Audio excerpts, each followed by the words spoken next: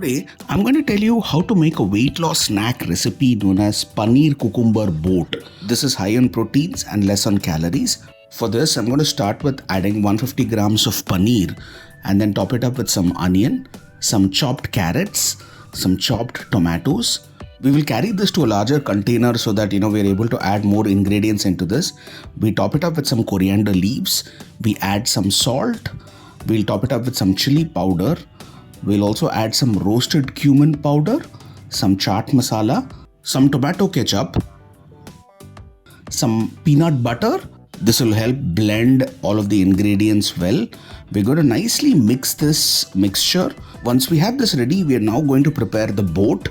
Take a cucumber and chop off the top and the bottom part of the cucumber. Nicely peel it to ensure the skin comes off. We're going to slice it from the middle and then completely remove the seeds from the center part of the sliced cucumber. We place the cucumbers facing up, and now we're going to nicely use this filling to ensure that they go into the curved part of the cucumber. We should now top this up with some save, barik save, which is available, or thin save as they call it, and then top it up with some coriander leaves.